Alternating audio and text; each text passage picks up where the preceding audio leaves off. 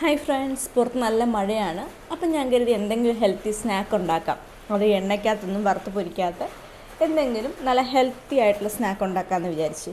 അങ്ങനെ എൻ്റെ കയ്യിലിരിക്കുന്ന ഇൻഗ്രീഡിയൻസ് വെച്ച് ഞാൻ ഒരു സ്നാക്ക് ഉണ്ടാക്കി. അതിൻ്റെ പേരൊന്നും എന്നോട് ചോദിക്കരുത്, എനിക്ക് പേരൊന്നും അറിയത്തില്ല. അത് എൻ്റെ കയ്യിൽ നിന്ന് തന്നെ ഞാൻ ഉണ്ടാക്കിയ സ്നാക്കാട്ടോ. പക്ഷേ ഉണ്ടാക്കിയ സമയത്ത് ഞാൻ വീഡിയോ ഒന്നും എടുത്തില്ല. അപ്പോൾ അവസാനം ഞാൻ വിചാരിച്ചു എന്താ ഹെൽത്തി ആവണമല്ലോ മൊത്തത്തിൽ.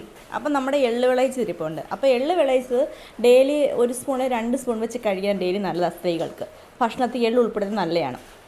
അതുമാത്രമല്ല, എള്ള് വിളയിച്ച് ഡയറക്റ്റ് കഴിക്കാതെ തന്നെ നമ്മൾ ദോശ ഉണ്ടാക്കുമ്പോഴോ ഇലയപ്പം ഉണ്ടാക്കുമ്പോഴോ ഓട്ടട ഉണ്ടാക്കുമ്പോഴൊക്കെ ഞങ്ങൾ ചേർക്കാറുണ്ട്. അതേപോലെ ഇതിലും ചേർത്തിട്ടുണ്ട് കേട്ടോ.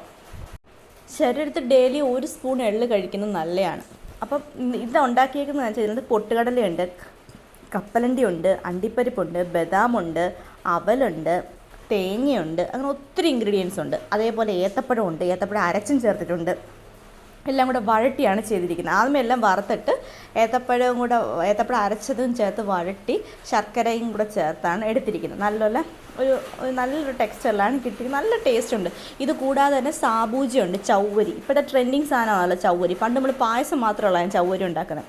ആദ്യമേ ചൗവരി നല്ലപോലെ വേവിച്ച് ഒന്നെങ്കിൽ 1 മണിക്കൂർ വെള്ളത്തിൽ സോക്ക് ചെയ്ത് വെച്ചതിന് ശേഷം വേവിക്കുക, നല്ല ഗ്ലാസ് പോലെ വേവിച്ചെടുക്കുക. അല്ലെങ്കിൽ കുക്കറിൽ 3 വിസിൽ കേൾപ്പിക്കുക. എന്നിട്ട് ഇതെല്ലാം കൂടെ നല്ലപോലെ മിക്സ് ചെയ്ത് വഴറ്റിയെടുത്താൽ അടിപൊളി സാധനം. എല്ലാവരും ഇത് ട്രൈ ചെയ്ത് നോക്കണം കേട്ടോ. അതിൻ്റെ കൂടുതൽ നമ്മുടെ എള്ള് വിളയിച്ചതുകൊണ്ട് അപ്പോൾ എല്ലാം കൂടെ അടിപൊളി ആയിട്ടുണ്ടേ.